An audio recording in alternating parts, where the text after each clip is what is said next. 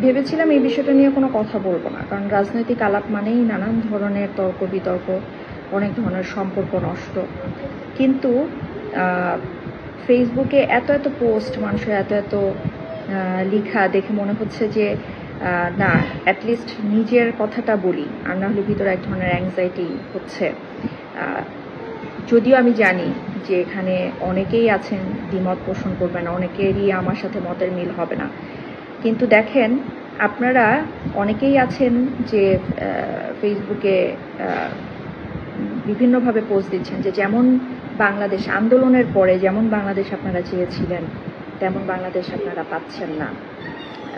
15 বছরের তুলনায় বাংলাদেশ আরও খারাপের দিকে যাচ্ছে।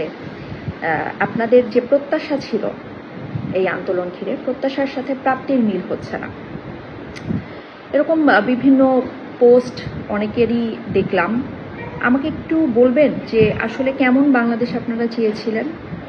15 বছরের যে প্র্যাকটিস, 15 বছরের যে তৈরি একটা দেশ, 15 বছরে তিলে তিলে যেভাবে গড়ে উঠেছে বাংলাদেশ, সেটাকে 1 মাস 2 মাসে পরিবর্তন করা সম্ভব না। আপনারা কিছু হলেই প্রশ্ন তুলছেন শিক্ষার্থীদের দিকে, আপনারা কিছু হলেই প্রশ্নবিদ্ধ করছেন এই আন্দোলনকে, আপনারা কোনো কিছু হলেই দায় চাপাচ্ছেন স্টুডেন্টদের উপরে। কেন বলেন তো? এই আন্দোলনটা করে কি তারা ভুল করেছে? তারা কি প্রতিশ্রুতি দিয়েছে আপনাকে যে 1-2 মাসের মধ্যেই পরিবর্তন করে দিবে দেশকে? শিক্ষার্থীরা একটা নতুন বাংলাদেশ আপনাদেরকে উপহার দিয়েছে, আমাদেরকে উপহার দিয়েছে। এই বাংলাদেশকে গড়ে তোলার দায়িত্ব আমার আপনার সবার, শুধু শিক্ষার্থীদের না। আপনারা যাদেরকে প্রশ্নবিদ্ধ করছেন, আপনারা যাদের দিকে আঙুল তুলছেন, এই 1 মাসও হয় নাই এখন, এই সময়ের ব্যবধানে আপনারা ধারণাও করতে পারবেন না যে তারা আপনাদেরকে কি উপহার দিয়েছে।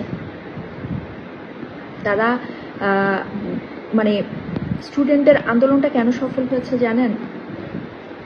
কারণ তারা নিঃস্বার্থভাবে দেশটাকে ভালোবাসে।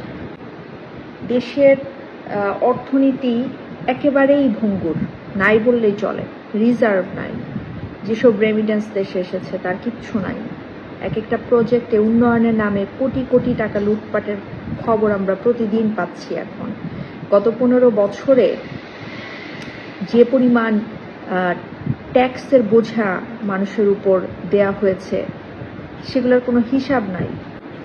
এখন যে এত এত টাকার অঙ্ক লুটপাটের খবর আপনারা পাচ্ছেন, কই আপনাদের তো কোনো সমালোচনা দেখি না, আপনাদের কোনো কান্নাকাটিও দেখি না।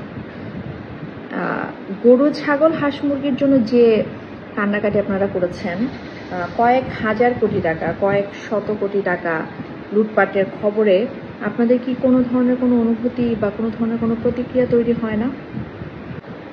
আইন শৃঙ্খলা পরিস্থিতির কি ভয়াবহ অবনতি হয়েছিল, কি পরিমাণ করাপশন, এক একটা বাহিনীতে কি পরিমাণ করাপশন, রন্ধ্রে রন্ধ্রে দুর্নীতি, সবগুলোর খবরই তো আমরা পাচ্ছি। কই এগুলো নিয়ে তো আপনাদের কোনো ধরনের আলোচনা সমালোচনা নাই, কোনো ধরনের কান্নাকাটি নাই। আপনারা হিসাব করেন শিক্ষার্থীরা রাস্তায় কি করলো, ট্রাফিক কন্ট্রোল করতে গিয়ে তারা কার সাথে ভালো ব্যবহার করলো, কার সাথে খারাপ ব্যবহার করলো। এই কারণেই আসলে আমরা হয়তোবা, এটা আমাদের দুর্ভাগ্যই বলতে হবে, আমরা খুব বেশি দূরে আগাইতে পারি। গঠনমূলক সমালোচনা করতে হবে। শুধুমাত্র কথা বলার স্বাধীনতা পেয়েছেন দেখেই যে এখন সবকিছু নিয়ে সমালোচনা করতে হবে, ব্যাপারটা এরকম না। দেশটা যেহেতু আমাদের, দেশটা গড়ার দায়িত্ব যেহেতু আমাদের সবার, আমাদের সবাইকে গঠনমূলক সমালোচনা করতে হবে। শিক্ষার্থীরা আমাদেরকে কি দিয়েছে সেটা আমাদেরকে বুঝতে হবে। তারা আমাদেরকে নতুন করে তৈরি করার মতো একটা দেশ উপহার দিয়েছে। তাদের এই অবদান কোনোভাবেই আমরা অস্বীকার করতে পারি না, বা তাদের এই অবদান কোনোভাবেই ভুলে গেলে চলবে না। আর শিক্ষার্থীদের কাছে আমার একটাই প্রত্যাশা, তোমরা খুব নিঃস্বার্থভাবে আন্দোলনটা করে একটা নতুন বাংলাদেশ আমাদেরকে উপহার দিয়েছ, কিন্তু আমরা তো আসলে অনেক বেশি স্বার্থপর।